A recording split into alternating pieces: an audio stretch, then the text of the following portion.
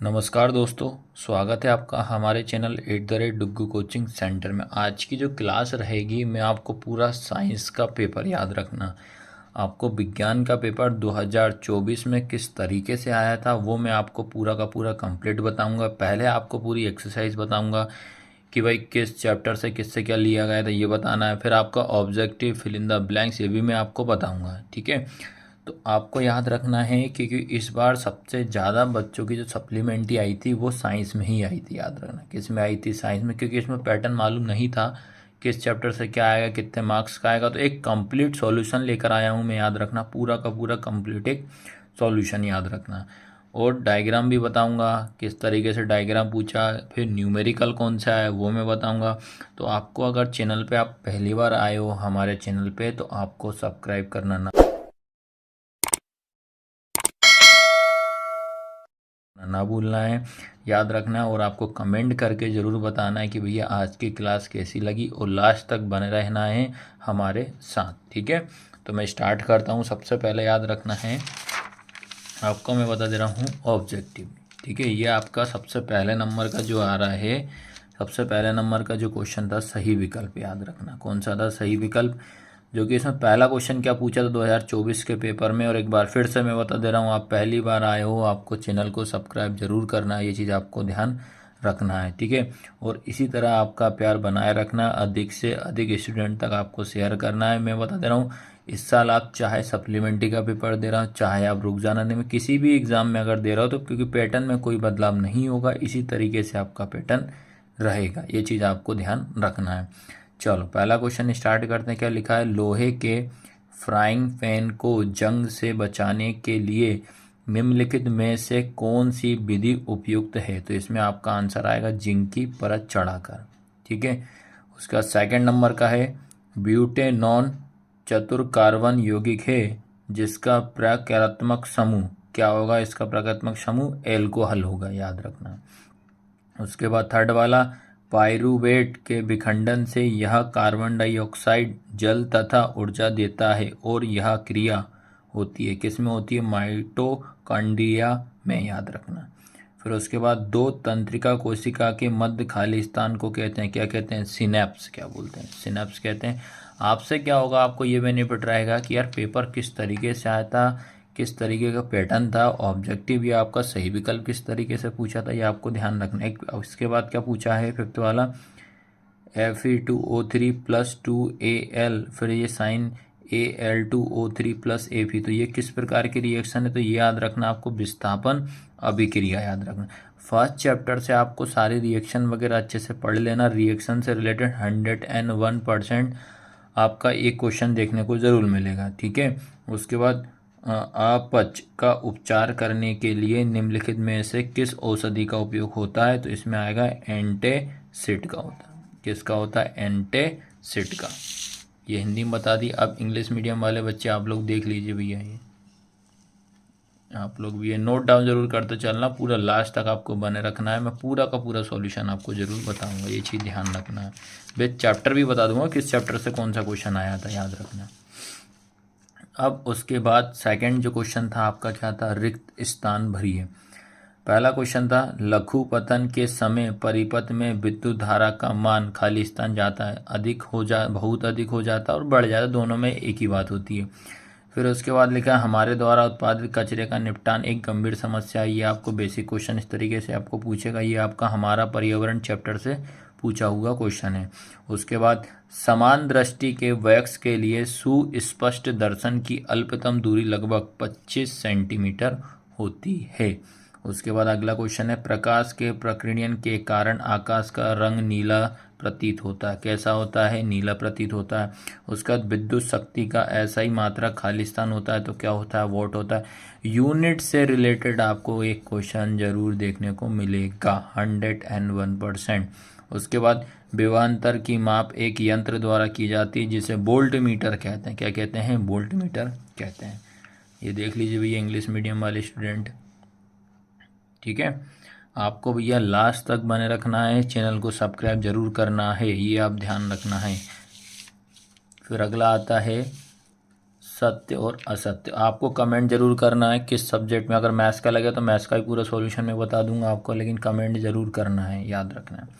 सत्य असत्य बताना। पहला पूछा है, वे पदार्थ जो जैविक प्रक्रम द्वारा अपघटित हो जाते हैं अजैव निम्नीकरण कहलाते हैं। क्या है ये? असत्य। अजैव नहीं कहलाएगा, ये जैव कहलाएगा। उसके बाद डीएनए का पूरा नाम डीऑक्सीराइबोस न्यूक्लियस अम्ल होता है। सत्य। एक तो डीएनए और एक आरएनए, ये अच्छे से पढ़ के चले ना, हो सकता है इस बार आपसे आरएनए पूछ ले। थर्ड था, हाइड्रा को कई टुकड़ों में काट दिया जाए तथा प्रत्येक टुकड़ा विकसित होकर पूर्ण जीव का निर्माण करता है, इसे पुनरुद्भवन कहते हैं। तो क्या आएगा आपका? सत्य आएगा इसमें। अगला है, ऊष्मा छेपी रासायनिक अभिक्रिया में ऊष्मा का अवशोषण होता है, यह आएगा आपका असत्य। उसके बाद क्लोरोफ्लोरोकार्बन का उपयोग अग्निशमन के लिए किया जाता है, तो क्या आएगा? असत्य आएगा। ठीक है, ये रहा। इंग्लिश मीडियम वाले स्टूडेंट भी आप लोग देख लीजिए। एक तो आपसे ये क्लास से इतना बेनिफिट मिलेगा, आपको बहुत सबसे ज़्यादा बेनिफिट मिलेगा, ये चीज़ ध्यान रखना। आपके लिए बहुत मेहनत करी मैंने, कम से कम 2 दिन मेरे को पूरा का पूरा लगा, याद रखना कि आपको किस तरीके से बताऊं कि आपको पूरा का पूरा समझ में आ जाए। सबसे ज़्यादा बच्चे साइंस में फेल हुए, याद रखना। एक साइंस और एक सोशल साइंस, याद रखना। सोशल साइंस में बहुत बच्चे फेल हुए। आता है, अब जोड़ी मिलाइए। पहला है इंसुलिन, संगमरमर, सिरका, ब्रोमीन, बेंजीन, लिंग गुणसूत्र युग्म। तो आपको बता दे रहा हूँ, इंसुलिन जो है इसका क्या आएगा? रक्त में शर्करा का नियमन। सेकंड है संगमरमर, इसका आएगा बेटा CaCO3। सिरका क्या आएगा? सिरका आपका एक एसिटिक अम्ल है। एक अम्ल से रिलेटेड एक आप जरूर कर लेना, याद रखना, अम्ल से आपको क्वेश्चन एक जरूर पूछेगा इससे। ब्रोमीन, ब्रोमीन का क्या आएगा? द्रव अधातु होता है। बेंजीन C6H6 सिंपल सा है। लिंग गुणसूत्र ये तो पता है, लिंग गुणसूत्र क्या होता है? X और Y होता है, XX नहीं होता है। ये देख लीजिए भैया इंग्लिश मीडियम वाले।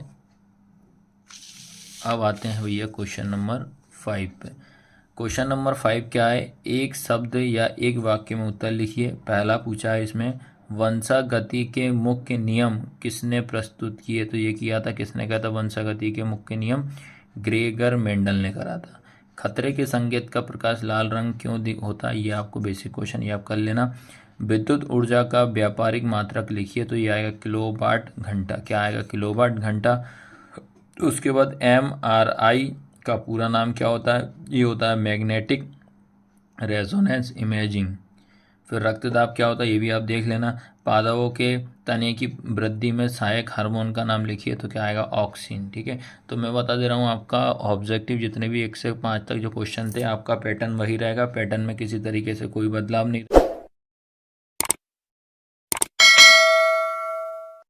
रहेगा। किस चैप्टर से क्या लिया गया वही आपका आएगा। ठीक है, अब यहाँ से बेटा स्टार्ट करते हैं क्वेश्चन आंसर क्या है।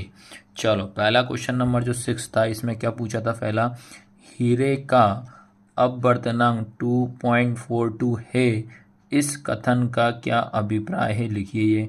इसके और में क्या क्वेश्चन पूछा था? किसी लेंस की एक डायोप्टर क्षमता को परिभाषित कीजिए।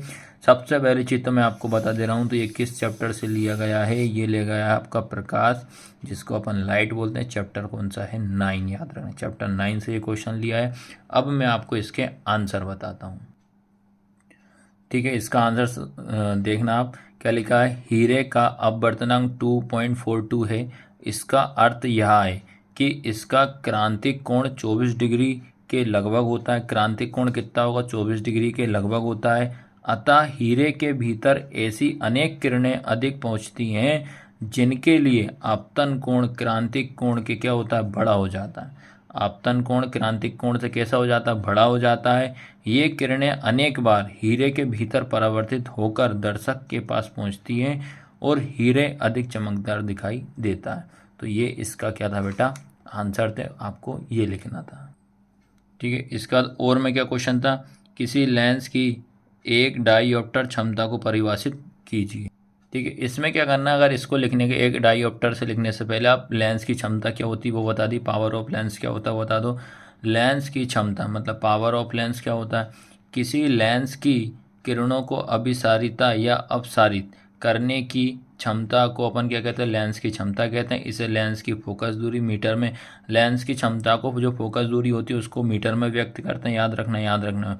और उसका क्या होता है, ये व्युत्क्रम मतलब होता है उल्टा होता है के रूप में परिभाषित किया जाता है। तो P बराबर क्या होता है, 1/f होता है, याद रखना। पावर ऑफ लेंस क्या होता है, लेंस की क्षमता होती है P बराबर 1/f। इसका एक न्यूमेरिकल जरूर आता है, ठीक है। फिर इसका क्या लिखेगा, एक डायोप्टर या एक डाईऑप्टर, एक डाईऑप्टर उस लेंस की क्षमता है जिसकी फोकस दूरी क्या है, 1 मीटर, याद रखना। तो एक डाईऑप्टर में क्या लिखोगे, जिसकी फोकस दूरी क्या होती है, 1 मीटर होती है, जिसको अपन एक डाईऑप्टर कहते हैं, ठीक है। अब इसके बाद जो अगला क्वेश्चन था, अगला क्वेश्चन नंबर 7 जो था, किसी अंतरिक्ष यात्री को आकाश नीले की अपेक्षा काला क्यों प्रतीत होता है, कारण लिखिए। इसके अथवा में क्या पूछा था, ग्रह क्यों नहीं टिमटिमाते हैं, कारण आपको बताना। सबसे पहले तो यार क्वेश्चन नंबर 7 जो है किस चैप्टर से लिया गया बता रहा हूँ, तो ये बता दे रहा हूँ आपको, चैप्टर 10 है, क्या नाम है, मानव नेत्र तथा रंग बिरंगा संसार, human I and colourful word, इससे लिया गया। तो इसका जो अपन अंतरिक्ष वाला क्वेश्चन है ये आपको मैं बताता हूँ, ठीक है। इसमें क्या लिखना था आपको, अंतरिक्ष यात्री आकाश में उस ऊंचाई पर होते हैं जहां वायुमंडल नहीं होता है और ना ही वहां कोई प्रकीर्णन हो पाता है, इसलिए उन्हें आकाश का नीला बल्कि काला प्रतीत देता है। या उसका क्या होता है, 7 रंगों में डिवाइड होता नहीं, बढ़ता नहीं है प्रकीर्णन के कारण, इस कारण वो रंग क्या नीले की जगह कैसे दिखता है, काला दिखता है। बस मात्र आपको इतना सा इसमें आंसर लिखना था। इसके बाद ये वाला क्वेश्चन है, देखिए अगला, इसमें अगला है, ग्रह क्यों नहीं टिमटिमाते हैं, कारण बताइए। इसमें क्या लिखना है आपको, ग्रह तारों की अपेक्षा पृथ्वी के बहुत निकट होते हैं, याद रखना। ग्रह तारों की अपेक्षा पृथ्वी के बहुत निकट होते हैं।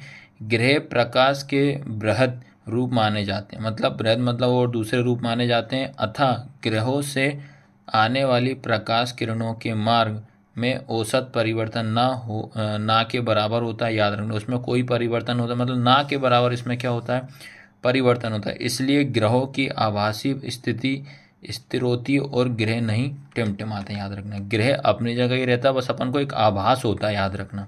अपने को क्या होता है बेटा, एक आभास होता है कि यार कि ग्रह क्या होता है, टिमटिमाई दिखाई दे रहा है, पर लेकिन ठीक है, तो ग्रह क्या होता है, नहीं टिमटिमाते, अपन को मात्र एक प्रकार का क्या होता है, एक आभास होता है। ये इसमें आपको इतना सा आंसर लिखना है।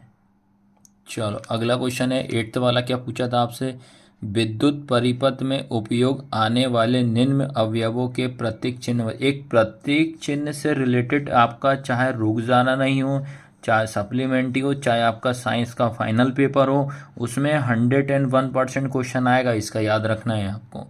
तो पहला इसमें पूछा था आपको बस ओनली सिंबल बनाना है, बस पहला पूछा था विद्युत सेल कैसा बनता है, तो आपको याद रखना मात्र इतना सा बनाना था, ये आपका होता है विद्युत सेल। उसका दूसरे नंबर पर बनाना था धारा नियंत्रक, क्या बनाता है, धारा नियंत्रक। नियंत्रक ये इस टाइप से आपका बनता है, ये आपको सिंबल याद रखना, 8 से 10 सिंबल है, याद रखना, ये आप कर लेना। चैप्टर का नाम है आपका 11, क्या है, विद्युत इलेक्ट्रिसिटी से, याद रखना। अब इसके और में क्या क्वेश्चन पूछा था कि किसी चालक का प्रतिरोध किन कारकों पर निर्भर करता है, कोई 2 कारक आपको बताना। तो पहला याद रखना है चालक की लंबाई, याद रख लेना। दूसरा चालक के तापमान पर। 2 मार्क्स में आपको मात्र इस तरीके से 2 पॉइंट लिखना था, आपके आराम से 2 मार्क्स पूरे मिलते, चालक की लंबाई पर, चालक के तापमान पर। आया सबको समझ में कि नहीं है। अब बात करते हैं इधर से क्वेश्चन नंबर 9 की बात करते हैं। क्वेश्चन नंबर 9 क्या पूछता है आपसे, क्वेश्चन नंबर 9 क्या है, पीतल एवं तांबे के बर्तनों में दही एवं खट्टे पदार्थ क्यों नहीं रखने चाहिए। ये क्वेश्चन क्या है, पीतल एवं तांबे के बर्तनों में दही एवं खट्टे पदार्थ क्यों नहीं रखना चाहिए। अथवा में क्या है, अम्लीय वर्षा कब होती है, कारण एवं इसके प्रभाव लिखिए। तो ये आपको याद रखना है, ये एक हमारा पर्यावरण से क्वेश्चन लिया गया, याद रखना। और ये ऊपर वाला जो पहला चैप्टर से क्वेश्चन है, ये पहला चैप्टर का। अब इनके मैं आपको आंसर बताता हूँ, ठीक है। अब आपको जो आंसर बता रहा हूँ, पीतल एवं तांबे के बर्तनों में दही एवं खट्टे पदार्थ क्यों नहीं रखते हैं। चलिए भाई, अब इसका आंसर क्या लिखना था आपको, क्या है, दही और खट्टे पदार्थ दोनों क्या होते हैं, अम्ल है, याद रखना। दही और खट्टे पदार्थ दोनों क्या होते हैं, एक अम्ल होते हैं। अम्ल धातुओं के साथ मिलकर नमक और हाइड्रोजन गैस बनाते हैं, याद रखना। अम्ल जो रहेंगे धातु मतलब मेटल से क्या करेंगे, रिएक्शन करेंगे, रिएक्शन करने के बाद आपका क्या होता है, NaCl और एक हाइड्रोजन गैस बनाएंगे, याद रखना। उसके बाद जब दही जैसी खट्टी चीज़ें पीतल या तांबे के बर्तन में रखी जाती हैं तो दही में मौजूद लैक्टिक एसिड धातुओं के साथ प्रतिक्रिया करता है, जिससे क्षरण होता है और जहरीले लवण बनते हैं जिन्हें पचाया नहीं जा सकता है। ये चीज़ आपको रीज़न लिखना है। उसके बाद परिणाम स्वरूप भोजन खराब हो जाता है। तो आपको मात्र इतना सा इसमें आपको आंसर लिखना था। अब इसके बाद अगला क्वेश्चन क्या है, अम्लीय वर्षा कब होती है, कारण एवं इसके प्रभाव आपको लिखना। अम्लीय वर्षा का एसिड रेन। अब इसमें आपको क्या लिखना था, सामान्य वर्षा या अम्लीय वर्षा जैसे बारिश, ओलावृष्टि या बर्फ क्षारीय रसायन या गैस अम्लीय पदार्थ के साथ प्रतिक्रिया करती है जो तो हवा, मिट्टी, आधारशिला, झीलों और नदियों में पाए जा सकते हैं। ये प्रतिक्रिया आमतौर पर प्राकृतिक एसिड को बेअसर कर देते हैं, याद रखना। तो इसमें आपको ओनली इतना सा आंसर लिखना था। बेसिक क्वेश्चन था, आप मन से भी लिख सकते थे आप अम्लीय वर्षा में एसिड रेन होती क्या है। इसके बाद क्वेश्चन नंबर 10। क्वेश्चन नंबर 10 क्या है, चैप्टर का नाम भी समझा दे रहा हूँ। पहले क्वेश्चन समझाता हूँ क्या क्या पूछा था। निम्न में प्राकृतिक स्रोत में कौन सा अम्ल पाया जाता है, क्या पूछा, कौन सा अम्ल पाया जाता है। ठीक है, नींबू में कौन सा अम्ल होता है, चींटी का डंक जो होता है इसमें कौन सा अम्ल होता है, इसके अथवा में क्या पूछा, बेकिंग सोडा के कोई दो उपयोग लिखना। बेकिंग सोडा के आपको दो यूज लिखना था। ये चैप्टर सेकंड था। अम्ल क्षारक एवं लवण से लिया गया है, एसिड, बेस एंड सॉल्ट से। तो आपको बता दे रहा हूँ, जो नींबू जो होता है, नींबू जो होता है इसमें आपका होता है साइट्रिक अम्ल होता है। कौन सा होता है, साइट्रिक अम्ल होता है, ये आपको बता दे रहा हूँ। ठीक है, कौन सा होता है बेटा, साइट्रिक अम्ल होता है। उसके बाद चींटी का डंक, इसमें होता है मेथेनाइक अम्ल होता है। कौन सा होता है, मेथेनाइक अम्ल होता है, ये आपको बताना है। 2 नंबर का क्वेश्चन 101% इस टाइप से क्वेश्चन इसमें आपको मिलेगा ही मिलेगा, चाहे सप्लीमेंट्री हो, रुक जाना नहीं हो, ये आपको मैं गारंटी ले रहा हूँ। चाहे इस साल से जो बच्चा तैयारी कर रहा है 24 और 25 के लिए, उसके लिए सबसे ज़्यादा बेनिफिट होगा ये मैं आपकी जो आज की क्लास उसके लिए। आप चाहे नए स्टूडेंट हो, पुराने हो, भैया आपको सब्सक्राइब करना है, चैनल को सब्सक्राइब करना है। बार बार बोल रहा हूँ भैया, क्योंकि हमारा नया चैनल है, आपका सपोर्ट रहेगा तो भैया इस तरीके से हम और क्लासेस आपके लिए लेकर आएंगे नई नई, जो कि आपके लिए एग्ज़ाम पॉइंट के हिसाब से बहुत महत्वपूर्ण रहेगी ये। उसके बाद अगला है, बेकिंग सोडा के कोई दो उपयोग लिखिए। तो आपको बता दे रहा हूँ, बेकिंग सोडा के आपको दो उपयोग लिखना था। पहला लिखना था, बेकिंग पाउडर बनाने में इसका उपयोग करते, क्या करते हैं, बेकिंग पाउडर बनाने में इसका उपयोग करते हैं। उसके बाद घरेलू उपयोग में इसका उपयोग किया जाता है बेकिंग सोडा का। तो आपको इसमें इतना सा लिखना था। फिर उसके बाद क्वेश्चन नंबर 11 क्या आया था, एथेन की इलेक्ट्रॉन बिंदु संरचना बनाइए। ठीक है, डॉट स्ट्रक्चर बनाना था। फिर मैथेन के इलेक्ट्रॉन बिंदु संरचना बनाइए, ये आपको और में तो एक करना था। चैप्टर का नाम बता दे रहा हूँ, कार्बन एवं उसके यौगिक, कार्बन एंड इट्स कंपाउंड से ये लिएगा 2 मार्क्स का। आप किस तरीके से अपन बनाते हैं मैं वो आपको बताना भी सिखा दूंगा, क्योंकि अगर इसके आदर्श में कोई दूसरा इलेक्ट्रॉन या डॉट स्ट्रक्चर आता है तो किस तरीके से आप बनाओगे ये बता दूँ। सबसे पहले आपको बता देता हूँ मैं एथेन का। ठीक है, तो आपको सबसे पहले पता होना चाहिए एथेन का फॉर्मूला क्या होता है। तो ये होता है आपका C2H6, याद रखना क्या होता है, C2H6। अगर आपको डॉट स्ट्रक्चर अच्छे से पढ़ना हो तो उसके लिए आप कमेंट में लिख देना, तो मैं डॉट स्ट्रक्चर भी आपको एक एक चीज़ क्लियर करवा दूंगा। सबसे पहले अपन इसका एक बेसिक डायग्राम बनाते हैं। तो क्या होता है इसका बेसिक डायग्राम, आपका 1 2 कार्बन है हमारे पास, हाइड्रोजन कितने हैं 6, तो 1 2 3 4 5 6, ये इस टाइप से। पहले आपको देखो 1 2 3 4 5 6, तो ये H H H H H H, ये चीज़ आपको ध्यान रखना। और आपको दिमाग में रखना पड़ेगा, जैसे इसको ब्रेक करना आना चाहिए आपको। जैसे कार्बन जो होता है उसका नंबर कितना होता है 6 होता है। जब इसको ब्रेक करेंगे तो क्या आएगा 2,4, तो इसका लास्ट में जो बैलेंस ही लास्ट वाला नंबर कितना है आपका हो जाएगा 4 हो जाएगा। फिर उसके बाद आता है H, हाइड्रोजन कितना है आपके पास 1। तो ये आपको ध्यान रखना चाहिए और ये आपको बनाना चाहिए 2 8 18 32 के द्वारा। आया सबको समझ में कि नहीं है। पहले आप एक इस टाइप से एक स्ट्रक्चर बनाना है, इससे आपको क्या होगा डॉट स्ट्रक्चर बनाने में थोड़ा इजी पड़ जाएगा। ठीक है। चलो भाई डॉट स्ट्रक्चर, तो पहले हमने देखा ये सी, ये हमारे पास 2 कार्बन है, ठीक है। और कार्बन को अपन को कितना बनाना पड़ेगा, 8 बनाना पड़ेगा। कार्बन को कितना होना चाहिए, 8 होना चाहिए, याद रखना है। कार्बन को अपन कंप्लीट कितना बनाएंगे, 8 बनाएंगे।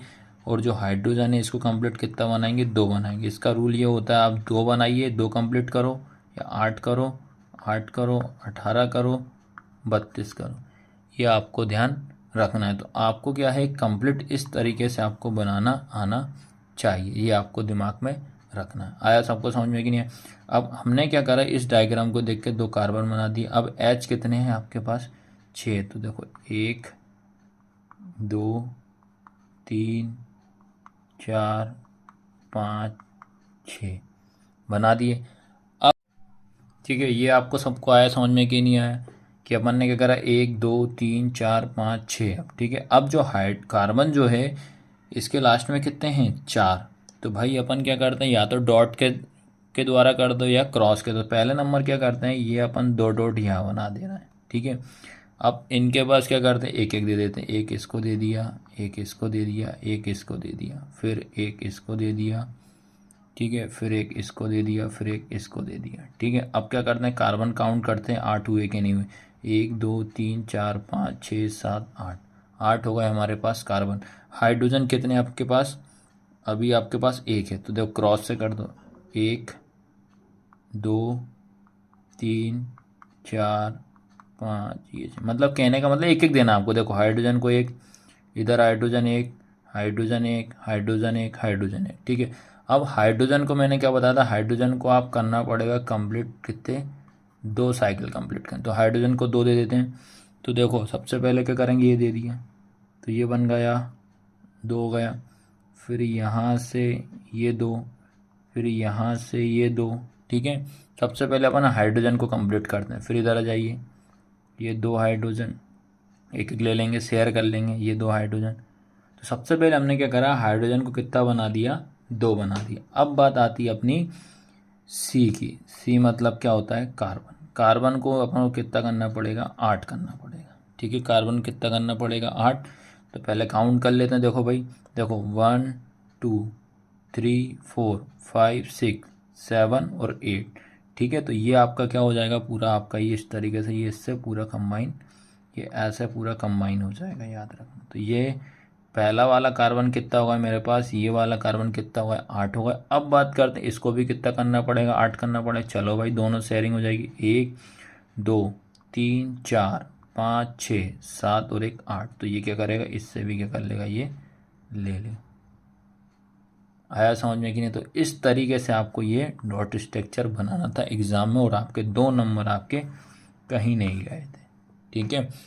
लास्ट तक बने रखना, एक एक चीज़ क्लियर कराऊंगा कि पेपर में क्या क्या आपको आया था और किस तरीके से आपसे पूछा था, ठीक है। सेकंड जो आपसे इसके और में जो पूछा था, आपसे पूछा था मेथेन का, ठीक है। तो मेथेन क्या होता है आपका, CH4 होता है, ठीक है। सबसे पहले अपन बेसिक स्ट्रक्चर बनाते हैं। सी ये बना दिए बीच में, H कितने, 1 2 3 4, ठीक है। ये बना दिया अपन एक बेसिक। इससे क्या होता है, डॉट स्ट्रक्चर बनाने में थोड़ा इजी पड़ जाता है, ठीक है। चलो भाई बनाते हैं। ये 1 सी बनाया, H H H H। अब माइंड में ये रख लेना, अपन को H कितने बनाने पड़ेंगे, 2। कार्बन कितने बनाने पड़ेंगे, 8। क्योंकि जब अपन कार्बन का नंबर 6 होता है, इसको ब्रेक किया तो कितना आएगा, 2,6 हो जाएगा। और H कितना होता है, 1। तो 1 को आपको 2 बनाना पड़ेगा। चलो भाई पहले नंबर क्या करते हैं अपन, इसको डॉट या क्रॉस जैसे भी दर्शाना, तो क्रॉस से दर्शा देते हैं, ठीक है। तो सबसे पहले अपन क्या करते हैं, इसके 4, 1 2 3 4, 4 कार्बन कर दी। उसके बाद हाइड्रोजन कितने, 1। तो 1 1 1 1। अब हाइड्रोजन कितने बनाने पड़ेंगे, 2। तो ये बना दिए, ये 2 2 बना दिए, ठीक है। तो 2 2 अपन ने क्या कर दिए, हाइड्रोजन बना दी। अब बात करते हैं कार्बन को कितना बनाना पड़ेगा, 8। तो काउंटिंग कर देते हैं। देखो 1 2 3 4 5 6 7 8। तो ये पूरा कंप्लीट बन रहा है। तो इसको कैसे बनाना पड़ेगा, इस तरीके से आपको बनाना पड़ेगा ये। तो ये बन गया आपका कौन सा, डॉट स्ट्रक्चर।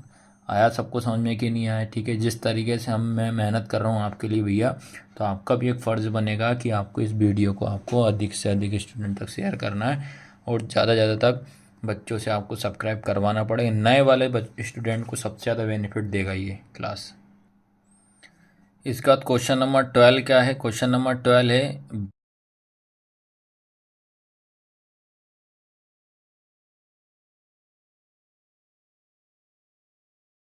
विकृत एल्कोहल किसे कहते हैं, लिखिए। ठीक है, इसके और में क्या है, ईंधन के रूप में एल्कोहल का उपयोग कैसे किया जाता है, ये आपको बताना है। ठीक है, तो याद रखना है, ये आपका चैप्टर, आपका एल्कोहल वाला क्वेश्चन नंबर चैप्टर 4 रहेगा, उससे लिया गया है। ठीक है, तो इसका आंसर मैं आपको बता देता हूँ। तो इसमें आपको क्या लिखना है, इसका आंसर क्या लिखना है, जहरीले। ठीक है, क्या लिखा आपका, जहरीले शराब, D10Z। अल्कोहल शब्द का तात्पर्य या खराब स्वाद वाले एंटीटिप्स जैसे मेथनॉल, बेंजीन, पायरिडीन, अरंडी का तेल, गैसोलीन, आइसोप्रोपिन एल्कोहल और एसीटोन से मिलावट वाले एल्कोहल उत्पाद से होता है, जो इसे मानव उपभोग के लिए अनुपयुक्त होता है। मतलब मानव के ये पीने वगैरह के लिए सबसे ज़्यादा नुकसानदायक होता है। इसको अपन क्या कहते हैं, विकृत एल्कोहल कहते हैं। इसके बाद इसके और वाला क्वेश्चन बता दे रहा हूँ, क्या है, ईंधन के रूप में एल्कोहल का उपयोग कैसे किया जाता है, ईंधन के रूप में एल्कोहल का उपयोग किस प्रकार किया, तो वो बता। ठीक है बेटा, आपको कहीं भी भटकने की कोई आवश्यकता नहीं रहेगी, सब आपको मिल जाएगा। आपको देखना पड़ा कौन सा आंसर का है, किस तरह से कोई परेशानी आपको नहीं होगी।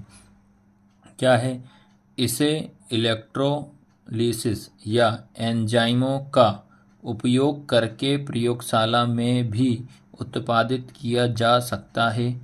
ईंधन के रूप में मेथनॉल और एथेनॉल दोनों के पेट्रोल मतलब गैसोलीन और डीजल ईंधन जैसे ईंधन पर फायदे और नुकसान हैं, है ना। स्पार्क इग्निशन इंजन में दोनों अल्कोहल बहुत अधिक निकास गैस पुनः चक्रण दर और उच्च संपीड़न अनुपात के साथ चल सकते हैं। तो आपको इसमें ये आंसर लिखना था इसमें। इसके बाद आता है क्वेश्चन नंबर 13 में। देखिए भैया, एक एक चीज़ क्लियर कराते जा रहा हूँ। चैप्टर क्वेश्चन नंबर 13 क्या है, जे प्रक्रम को परिभाषित कीजिए। चैप्टर आपका 5 है, जे प्रक्रम ही इसका नाम है। इसके ओर में पूछा था कि प्रकाश संश्लेषण की रासायनिक अभिक्रिया लिखना। तो 2 नंबर में आपको प्रकाश संश्लेषण की क्या करनी थी, इसमें अभिक्रिया लिखनी थी, क्या रिएक्शन इसमें होती है। तो पहला क्वेश्चन हम समझते हैं कि जे प्रक्रम क्या होता है। ठीक है, तो आपको क्या लिखना था इसमें कि जीवित शरीर में होने वाले वे सभी प्रक्रम जो जीवन के लिए अनिवार्य होते हैं, जे प्रक्रम कहलाते हैं। ठीक है, पोषण, श्वसन, उत्सर्जन तथा वहन जैसे प्रक्रम के उदाहरण हैं, अथवा इसे सभी प्रक्रम जो सम्मिलित रूप से अनुसरण का कार्य करते हैं, जे प्रक्रम कहलाते हैं। तो आपको जे प्रक्रम वाले में मात्र आपको इतना सा लिखना था, तो 2 नंबर आपको आराम से मिल जाते हैं। अब ये क्वेश्चन है, इसके और वाला क्वेश्चन है प्रकाश संश्लेषण वाला। तो आपको क्या लिखना था, प्रकाश संश्लेषण की पहले रासायनिक अभिक्रिया लिखनी थी। तो क्या लिखना था आपको, 6CO2 प्लस 6H2O प्लस सूर्य की जो क्या रहेगी, ऊर्जा रहेगी। इसके बाद अपन को क्या मिलेगा, C6H12O6 प्लस CO2। आपको इतनी सी अगर ये रिएक्शन ही आप लिख दोगे ना, तो भी आपका आंसर गलत नहीं होगा। इसी में आपका पूरा का पूरा आंसर या नंबर पूरा का पूरा मिल जाएगा। इसका मतलब यह है कि कार्बन डाइऑक्साइड पानी के साथ प्रतिक्रिया करता है और सूर्य की ऊर्जा का उपयोग करके ग्लूकोज का उत्पादन करता है और ऑक्सीजन गैस छोड़ता है। बस इतना सा इसमें आपको लिखना था। इसके बाद क्वेश्चन नंबर 15 क्या है, पूछा था आपसे, माँ के शरीर में गर्भस्थ भ्रूण को पोषण किस प्रकार प्राप्त होता है, लिखिए। इसके और में क्या पूछा था, ऋतुस्राव क्या है एवं इसकी अवधि लगभग कितने दिनों की होती है, लिखना है। ठीक है, ये आपको पहले चैप्टर का नाम बता दे रहा हूँ, जीव जनन कैसे करते हैं, चैप्टर 7 है। हाउ डू ऑर्गेनिज्म रिप्रोड्यूस, ये आपके चैप्टर का नाम है। अब दोनों के मैं आंसर आपको 1 बाय 1 करके बताता हूँ।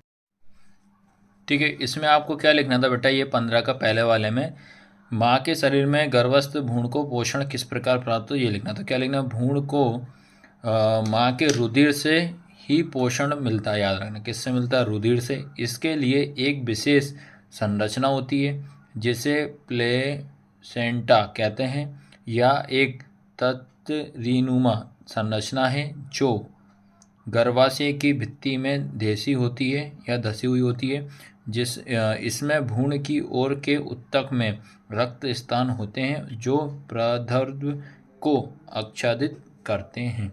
तो आपको इसमें इतना सा लिखना था। अब इसके बाद ये वाला क्वेश्चन है, ऋतुस्राव क्या है एवं इसकी अवधि लगभग कितने दिनों की होती है। तो इसमें आपको क्या लिखना था, ये लिखना था भैया, क्या लिखना था, एस्ट्रोजन और प्रोजेस्टेरोन का स्तर गिर जाता है और गर्भाशय की परत निकल जाती है और मासिक धर्म मतलब मासिक प्रवाह के रूप में शरीर छोड़ देती है। अंडे के निकलने से लेकर मासिक धर्म शुरू होने तक समय लगभग 10 से 16 दिन का होता है। तो इसमें आपको इतना सा लिखना था।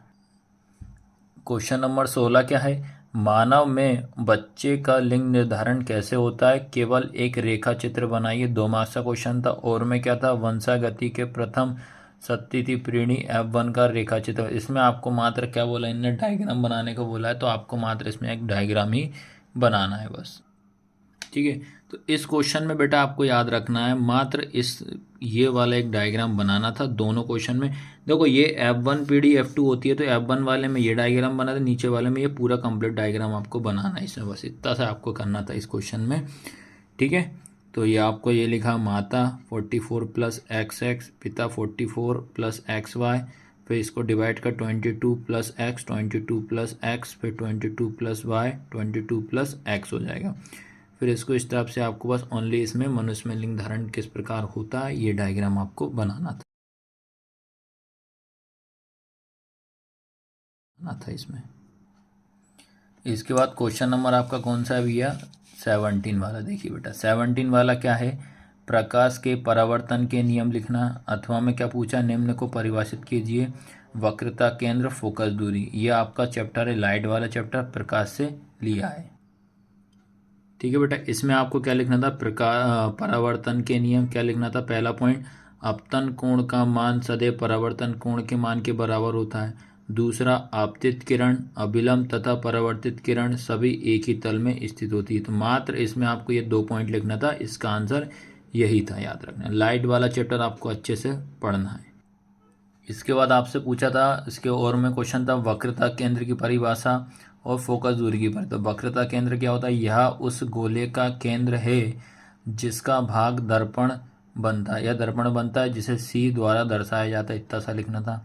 सेकंड, फोकस दूरी में क्या, यह मुख्य अक्ष का वह बिंदु है जिस पर मुख्य अक्ष के समानांतर किरणों परावर्तन के बाद मिलती हैं और अवतल दर्पण या मिलती हुई दिखाई देती हैं। उत्तल दर्पण इसे F के द्वारा दर्शाया जाता है। फोकस दूरी बराबर क्या होता है ये आपको पता होना चाहिए, इससे एक न्यूमेरिकल आपको देखने को जरूर मिलेगा। इसके बाद क्वेश्चन नंबर 18 क्या है, तंत्रिका कोशिका का चित्र बनाइए तथा किसी कोशिका के 2 कोशिका अंकों के नाम लिखिए। ठीक है, इसके अथवा में क्या पूछा था, प्रतिवर्ती चाप का चित्र बनाइए तथा कोई 2 अंकों के नाम लिखना। ठीक है, चैप्टर 6 से लिया गया था, नियंत्रण एवं समन्वय चैप्टर का नाम है क्या, कंट्रोल एंड कोऑर्डिनेशन। याद रखना, कंट्रोल एंड कोऑर्डिनेशन। अब मैं इसके क्या करते हैं आंसर आपको बताता हूँ, डायग्राम भी बताता हूँ। ठीक है, इसमें आपको ये था तंत्रिका कोशिका का नामांकित चित्र, तो आपको मात्र ये डायग्राम बनाना था, याद रखना है। 3 मार्क्स आपके कहीं नहीं गए थे, तो ये डायग्राम आप देख लीजिए, अच्छे से बना लेना, ये आपको ध्यान रखना है। तो आपको मात्र इतना सा ये डायग्राम बनाना था इस क्वेश्चन में।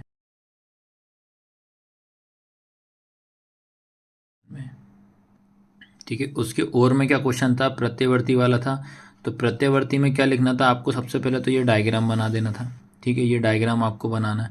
डायग्राम बनाने के बाद ये लिख देना, प्रतिवर्ती क्रिया में मेरुरज्जु भाग लेती है जबकि मस्तिष्क का इसमें कोई कार्य नहीं होता है।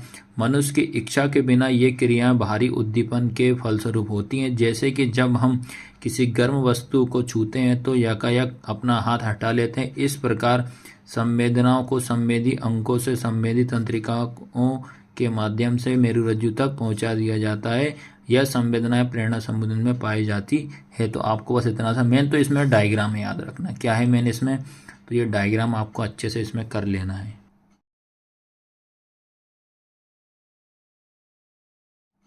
इसके बाद क्वेश्चन नंबर 19 क्या है, 19 है दक्षिण हस्त अंगुष्ठ या मैक्सवेल का कार्क स्क्रू नियम रेखा चित्र सहित लिखना है। विद्युत धारा के चुंबकीय प्रभाव magnetic effect of electric current chapter 12 से लिया गया था। इसके और में क्या क्वेश्चन पूछा था, फ्लेमिंग के वाम हस्त का नियम आपको लिखना था। तो सबसे पहले अपन बताते हैं 19 का पहला वाला क्वेश्चन, ठीक है।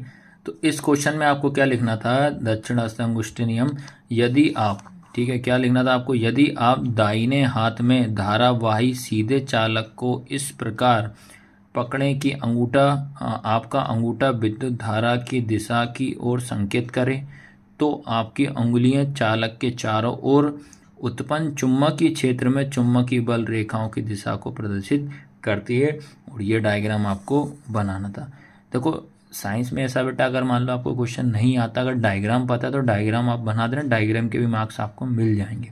तो इसमें आपको ये लिखना था, ठीक है। इसके बाद इसमें आपको क्या लिखना था, फ्लेमिंग के बाएं हाथ के नियम में आपको ये डायग्राम बनाना था, ठीक है। क्या लिखना था इसमें, फ्लेमिंग के दाएं हाथ के नियम के अनुसार यदि हम दाएं हाथ का अंगूठा उसके पास तर्जनी उंगली तथा बीच की उंगली तीनों को एक एक करके लंबवत फैला दें, यदि तर्जनी उंगली को चुंबकीय क्षेत्र की दिशा, अंगूठा चालक की दिशा को संकेत करे तो बीच वाली उंगली प्रेरित धारा की दिशा को प्रदर्शित करता है।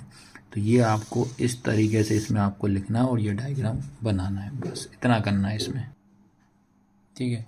अब इसके बाद आता है आपका, इसके बाद क्वेश्चन नंबर 20 वाला याद रखिए। 20 वाला जो चैप्टर कौन सा लिया, 3 से लिया गया, धातु एवं अधातु, मेटल एंड नॉन मेटल से लिया गया है, ठीक है। क्या पूछा है इसमें, ऐसी धातु का उदाहरण दीजिए, ठीक है। पहला पूछा था आपको कमरे के ताप पर द्रव होती है, क्या आंसर था, चाकू से आसानी से काटी जा सकती है, कौन सी धातु, उष्मा की सबसे अच्छी चालक होती है। तो पहले वाले का आंसर क्या लिखना था, कमरे के ताप पर द्रव होती है, तो क्या आएगा, पारा आएगा इसका आंसर। दूसरा, चाकू से आसानी से काटी जा सकती है, कौन सी धातु काटी जा सकती है, सोडियम। उसके बाद उष्मा की सबसे अच्छी चालक होती है, कौन सी, चांदी होती। तो ये इसका आंसर लिखना था। अब इसके और में देखिए कौन सा था, इसके और में ये वाला क्वेश्चन पूछा था आपसे कि निम्न पदों की परिभाषा दीजिए। पहला पूछा था खनिज, दूसरा आपको एक्स की परिभाषा लिखना, तीसरा गैंग, इसकी आपको परिभाषा लिखनी थी, ठीक है। इसमें आपको सबसे पहले, ठीक है, इसमें सबसे पहला जो लिखा था खनिज की परिभाषा, क्या लिखना था, धातुओं के वे तल तत्व या यौगिक जो भूप्रपटी में प्राकृतिक रूप से पाए जाते हैं, जिसमें कुछ अन्य पदार्थ जैसे मृदा, रेत, चूना, पत्थर मिल जाते हैं, उन्हें खनिज कहा जाता है, इतना लिखना था। सेकंड, एक्स की परिभाषा में क्या लिखना था, जिस खनिज से धातु कम खर्चे पर आसानी से प्राप्त की जा सकती है उसे अयस्क कहते हैं। दूसरा, गैंग में क्या लिखना, पृथ्वी से खनिज अयस्कों में मिट्टी, रेत आदि जैसी कई अशुद्धियाँ होती हैं जिन्हें हम गैंग कहते हैं। तो ये आपको इस तरीके से परिभाषा लिखनी थी। अब इसके बाद आता है क्वेश्चन नंबर 21। क्वेश्चन नंबर 21 क्या पूछा है, खुले व बंद रंध्र का नामांकित चित्र बनाइए, ठीक है। तो ये चैप्टर, ये दोनों क्वेश्चन कौन सा, इसके और में कौन सा क्वेश्चन पूछा था, मानव उत्सर्जन तंत्र का नामांकित चित्र बनाइए, ठीक है। इसके और में आपको जैव प्रक्रम, सॉरी ये चैप्टर आपका 5 रहेगा, जैव प्रक्रम, चैप्टर का नाम है लाइफ प्रोसेस, ठीक है। सबसे पहले आपको मैं बता दे रहा हूँ खुले व बंद रंध्र का नामांकित चित्र किस प्रकार बनाता है, वो आपको मैं बता रहा हूँ। अब उसके बाद इसके और में क्या क्वेश्चन था, मानव उत्सर्जन तंत्र का नामांकित चित्र बनाना है, ठीक है, ठीक है। इसके और वाले में क्या लिखना था, ये बनाना था ओनली आपको डायग्राम कि मनुष्य के उत्सर्जन तंत्र का नामांकित चित्र, तो आपको मात्र ये बनाना था, इतना था, और 4 नंबर आपको आसानी से इसमें मिल जाते। ये आपको ध्यान रखना है, चित्र की प्रैक्टिस बहुत अच्छे से कर लो, आपको साइंस का पेपर अगर निकालना है या टॉप करना है इसमें, ठीक है। अब याद रखना इसका 22 वाला क्वेश्चन क्या है, 22 वाला, किसी ऑटोमोबाइल में पीछे का दृश्य देखने के लिए उपयोग होने वाले उत्तल दर्पण की वक्रता त्रिज्या 3.00 मीटर है। यदि एक बस इस दर्पण में 5.00 मतलब मीटर की दूरी पर स्थित है तो प्रतिबिंब स्थिति बताना, प्रकृति बताना और आकार बताना किस साइज का ये होगा। तो ये आपको याद रखना, 4 मार्क्स के न्यूमेरिकल आया था चैप्टर आपका 9 का। अब इसको कैसे सॉल्व करना है वो बताता हूँ। ठीक है, सबसे पहले आपको क्या लिखना था, इसमें लिखना था वक्रता त्रिज्या। ठीक है, सबसे पहले आपको लिखना था वक्रता त्रिज्या क्या होती है, आर, जो कि आपकी क्या है +3 मीटर। ठीक है, जिसको अपन इंग्लिश में क्या बोलते हैं, रेडियस ऑफ कर्वेचर। ये क्या होता है आपका आर। उसके बाद यू आपका क्या हो जाएगा, ऑब्जेक्ट, ये -5 मीटर होगा। हमेशा यू हमेशा माइनस में होता है चाहे कोई सा भी लेंस हो। उसके बाद इसको अपन बोलते हैं ऑब्जेक्ट डिस्टेंस। ठीक है, फिर उसके बाद लिखेंगे अपन फोकस दूरी। फोकस दूरी क्या होती है आपकी एफ, जो कि इसका फॉर्मूला क्या होता है R/2 होता है इसका फॉर्मूला। ठीक है, और आपको ध्यान रखना है जो फोकस दूरी जो दी है आपकी एफ कितना है, आपका आर कितना दिया 3/2 हो जाएगा। ठीक है, मीटर। और आपको याद रखना है इसमें आपसे दर्पण वाला पूछा था, क्या पूछा था, दर्पण। तो आपको ये मिरर का फॉर्मूला आपको पता होना चाहिए। ठीक है, अब आपको पता होना चाहिए दर्पण सूत्र किसका, मिरर फॉर्मूला क्या होता है। तो ये होता है आपका 1/v + 1/u = 1/f। दर्पण में हमेशा आपका प्लस होता है, मिरर में हमेशा माइनस होता है, ये आपको पता होना चाहिए। उसके बाद 1/v + 1/u की वैल्यू पुट कर देते कितनी है, -5 = 1/3/2। ये अपन ने f की वैल्यू रख दी। उसके बाद 1/v + 1/-5, ये डिवाइड का इनटू में करें तो ये नंबर ऊपर चला जाएगा, तो क्या होगा 2/3 हो जाएगा। फिर जिसकी वैल्यू निकाल दी है, पहले साइन चेंज कर दो, माइनस प्लस क्या हो जाएगा आपका, माइनस हो जाएगा 1/v + -(-1/5 = 2/3। ठीक है, अब उसके बाद क्या करेंगे, ये अपनी प्लेस पर आएगा, ये उठ के उस साइड शिफ्ट हो जाएगा, तो क्या बचेगा बेटा आपका। ठीक है, उसके बाद आएगा आपका 1/v = 2/3 + 1/5। उसके बाद ये कितने इसका, जब दोनों नंबर अलग अलग होते हैं तो एलसीएम इसका इंटू इसमें, तो 5×3 = 15 हो जाएगा। उसके बाद 5×2 = 10 हो जाएगा, प्लस 3 एकम 3, तो ये होगा 1/v। फिर आएगा 1/v कितना होगा, 13/15 हो जाएगा। ठीक है, हमें क्या करना है, इस v की वैल्यू निकालना है, तो क्रॉस मल्टीप्लिकेशन कर देते हैं, इसका इंटू आपको इसमें, इसका इंटू इसमें, तो ये हो जाएगा अपन 13 × v = कितना हो जाएगा 15, इंटू का डिवाइड में चला जाएगा तो 15/13 हो जाएगा। ठीक है, तो अब आपको क्या करना है बेटा, इस 13 का इसमें डिवाइड कर देना, तो v = आपका हो जाएगा 1.14। ठीक है, यहाँ तक आया समझ में कि नहीं आई है, ये बताइए। तो सबसे पहला काम तो आपको इस तरीके से इसमें आपको सॉल्व करना पड़ेगा। ठीक है, अब आपको इसके लास्ट में क्या लिखना पड़ेगा, जो आपका प्रतिबिंब है। ठीक है, प्रतिबिंब कैसा होगा आपका, वास्तविक होगा। क्यों होगा, क्योंकि ये प्लस में आ रहा है। ठीक है, क्या लिखेंगे अपन, रियल इमेज, ये आपको ध्यान रखना। अब अपन बताते हैं इसका साइज या प्रतिबिंब साइज इसका कैसा क्या रहेगा। इसके बाद इसका आप निकाल के आना है, अब आवर्धन निकालना है, आवर्धन सूत्र। ठीक है, जिसको अपन क्या बोलते हैं, मैग्नीफिकेशन। ठीक है, तो ये क्या फॉर्मूला होता है, m = HI/H O होता है। ठीक है, ऑब्जेक्ट और ये इमेज हो जाएगा। इसका फॉर्मूला क्या होता है, -v/u होता है। तो आपको वैल्यू रख देना है, तो ये वाला -v की वैल्यू रख दो, आप कितनी निकाल चुके, 1.14 डिवाइड बाय u कितना आपका -5, तो ये माइनस से माइनस कैंसिल, तो क्या 1.14/5। फिर इसका आपको इसमें डिवाइड कर देना, तो आपका आंसर कितना जाएगा बेटा 0.23। यही आपका फाइनल आंसर है। ठीक है, तो इसमें आपको क्या लिखना पड़ेगा, जो आपका और कैसा आया है आपका m की वैल्यू कैसी आई है, प्लस में आई है या पॉजिटिव आई है, तो क्या होगा प्रतिबिंब कैसा होगा, प्रतिबिंब जो आपका सीधा होगा, याद रखना होगा। और इंग्लिश में क्या लिखोगे, इंग्लिश में लिखोगे जो रहेगा मिरर कैसा रहेगा, मिरर जो रहेगी राइट मिरर, राइट बनेगा, याद रखना राइट साइड बनेगा। और कैसा रहेगा वर्चुअल, वर्चुअल एंड इरेक्ट। इतना सा आपको इस क्वेश्चन में लिखना था।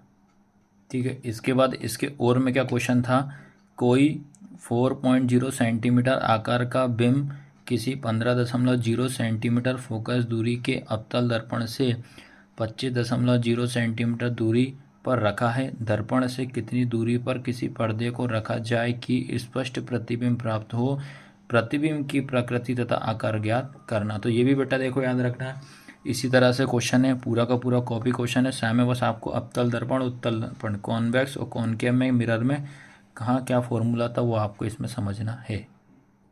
ठीक है, इसके बाद इसमें आपको लिखना पड़ेगा, क्या लिखोगे, बिंब का साइज क्या होगा आपका +4.0 है साइज ऑफ ऑब्जेक्ट। फिर बिंब की दूरी u क्या होता है -25.0 सेंटीमीटर, u हमेशा माइनस में होता है। फोकस दूरी कितना दिया है ये माइनस का 15.0 सेंटीमीटर, प्रतिबिंब की दूरी आपकी क्या होती है v होती है।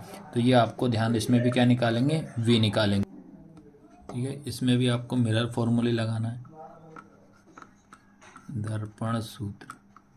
ठीक है, क्या होता है 1/b + 1/u = 1/f। ठीक है, तो क्या होगा, इसमें वैल्यू पुट कर देना, पहले जिसकी वैल्यू निकालते हैं वो अपनी जगह पर रख लेते हैं। 1/b = 1/f, ये प्लस का इधर आएगा -1/u। अब अपन क्या करते हैं, इसमें वैल्यू पुट करते हैं, अपन को v की वैल्यू निकालना है, तो 1/-15.0, फिर ये वाला माइनस, फिर 1/25 भी आपका किस में है माइनस में। ठीक है, फिर उसके बाद 1/1 - 15.0, ये माइनस माइनस क्या प्लस 1/25.0।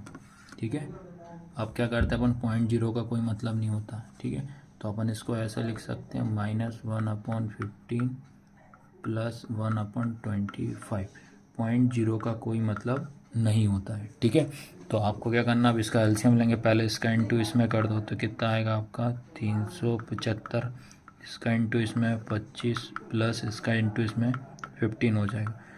दोनों का अब इसको सॉल्व करेंगे, ये माइनस का आएगा, तो ये आएगा आपको ऊपर -10/375, और यहाँ चल रहा है 1/v। फिर इससे क्रॉस मल्टीप्लिकेशन करो, सेम क्वेश्चन है दोनों के दोनों, तो v × -10 = 375। ठीक है, आप क्या करेंगे, ये डिवाइड में चला जाएगा, तो v = 375/-10, तो आप क्या करेंगे -10 का इसमें डिवाइड करेंगे, तो v = आएगा आपका -37.5 डिवाइड करके आप देख लेना। ठीक है, तो ये आपको लिखना है। अब इसका मैग्नीफिकेशन मतलब अब वर्धन निकालते हैं। मैग्नीफिकेशन का फॉर्मूला क्या होता है, m = h'/h, तो ये होगा -p/u। ठीक है, अब वैल्यू पुट कर देते हैं, ये माइनस ये वाला, फिर ये -3.75, पूरे के अपन -25.0, ये माइनस से माइनस कैंसिल, तो आपका -3.7, और देखो ये पॉइंट से ये पॉइंट हटा, डिवाइड बाय 25। ठीक है, आपको क्या करना है, आपको 25 का इसमें डिवाइड कर देना है, तो h = -1.5, ये आपका क्या हो गया आंसर है। ठीक है, अब प्रतिबिंब माइनस में है, तो प्रतिबिंब कैसा होगा बेटा, उल्टा होगा। कैसा होगा, उल्टा, या होगा, इसको क्या बोलते हैं, इमेज जो रहेगी, इमेज विल बी इन्वर्टेड। ठीक है, तो ये लिखना था इसमें बस। अब याद रखना, साइंस का सबसे लास्ट क्वेश्चन है 23 नंबर का, जो कि 4 नंबर में आया हुआ था। क्या क्वेश्चन है, सबसे पहले तो बता दूं, ये चैप्टर पहले से लिया गया है। क्या चैप्टर पहला कौन सा था? रासायनिक अभिक्रिया एवं समीकरण, केमिकल रिएक्शन एंड इक्वेशन। ठीक है, तो आपसे क्या पूछा था, ये आपको रिएक्शन दी हुई थी। पहला था 2FeSO4, फिर ये रिएक्शन हुई Fe2O3 plus SO2 plus SO3। तो ये आपको बताना था कौन सी रिएक्शन है। ठीक है, तो ये आपकी थी डीकम्पोजिशन थी, इसको आपको बोलते हैं अपघटन रिएक्शन। याद रखना कौन सी थी, अपघटन रिएक्शन थी ये आपकी। उसका सेकंड नंबर पर पूछा था आपसे CaOH2O CaOH, ये उसमें तो ये कौन सी रिएक्शन थी? कॉम्बिनेशन रिएक्शन थी, जिसको अपन संयोजन अभिक्रिया कहते हैं। याद रखना, पहले चैप्टर की सारी रिएक्शन अच्छे से पढ़ के चले जाना आप लोग। थर्ड नंबर पे FeS प्लस CuSO4, फिर ये FeSO4 ये Cu बना, तो क्या थी ये आपकी डिस्प्लेसमेंट रिएक्शन। कौन सी थी? डिस्प्लेसमेंट, जो कि अपन क्या बोलते हैं, विस्थापन अभिक्रिया बोलेंगे। उसके बाद फिर Na2SO4 BaSO4 BaSO4 2Na, ये अब ये वाली रिएक्शन कौन सी थी आपकी? डबल डिस्प्लेसमेंट, जिसको अपन क्या बोलते हैं, द्विविस्थापन अभिक्रिया। तो मात्र आपको इनका एक एक नाम लिखना था, 4 नंबर आपके कंप्लीट हो जाते हैं। ठीक है, अब उसके बाद इसका लास्ट क्वेश्चन आता है भैया। लास्ट क्वेश्चन क्या पूछा आपने? लास्ट इसको और में पहला पूछा है, सोडियम सल्फेट की बेरियम क्लोराइड से क्रिया किस प्रकार की अभिक्रिया है, इसकी समीकरण लिखना है। इसके फिर इसका पहला ये पूछा, दूसरे नंबर पे ये था। क्या पूछा दूसरा? कैल्शियम ऑक्साइड की जल के साथ क्रिया करने पर कौन सा उत्पाद बनता है, इस अभिक्रिया की रासायनिक समीकरण आपको लिखना। तो इसका मैं आंसर आपको बता देता हूँ दोनों के। ठीक है, तो ये देख लीजिए भैया, पहले वाले में क्या लिखना था आपको? दहन एक ऊष्माक्षेपी अभिक्रिया का उदाहरण है। एकल विस्थापन अभिक्रिया एक रासायनिक अभिक्रिया है जिसमें यौगिक में एक तत्व अन्य तत्वों को प्रतिस्थापित करता है। और एक ये रिएक्शन लिखना जरूरी था, इसमें पहले कह दिया कि आपको एक रिएक्शन लिखना कंपलसरी है। और एक बार और आपको फिर बता दे रहा हूँ, आपको लास्ट तक बने रखने के लिए बहुत बहुत धन्यवाद। आपका ये ध्यान रखना, आपको सब्सक्राइब जरूर करना है, लाइक शेयर जरूर करना है। और ये नए वाले स्टूडेंट के लिए बहुत बेनिफिट रहेगी क्लास, सभी के लिए बेनिफिट रहेगी इस साल 2024 के लिए। चाहे आप सप्लीमेंट्री में दे रहे हो, चाहे आप रुकजाना का पेपर दे रहे हो, चाहे आप इस साल 2024-25 की तैयारी भी कर रहे हो। ठीक है, तो इसमें क्या लिखना था? कैल्शियम हाइड्रोक्साइड जब बनता है तब कैल्शियम ऑक्साइड पानी के साथ मिश्रित होता है। कैल्शियम हाइड्रोक्साइड जिसे अक्सर बुझा हुआ चूना भी कहा जाता है, इस प्रक्रिया को अंतिम उत्पाद कहते हैं। इस प्रतिक्रिया से एक संयोजन प्रतिक्रिया का उदाहरण मिलता है। तो ये आपको एक एग्जाम्पल लिखना है। तो आज की क्लास कैसी लगी बेटा? आपको याद रखना है, लाइक शेयर सब्सक्राइब जरूर करना है। और एक बार आपको मैं बता दे रहा हूँ, आपको डायग्राम की प्रैक्टिस अच्छे से कर लेना। 2024 का मैंने पूरा का पूरा पेपर आपको कंप्लीट बता दिया विद सॉल्यूशन के साथ। तो क्लास कैसी लगी कमेंट बॉक्स में ज़रूर आप कमेंट करके ज़रूर जाना। अगर आप हमारी क्लास देखते हो, क्लास 10 NCERT हिंदी हो इंग्लिश मीडियम, सभी के लिए बहुत बेनिफिट करेगी।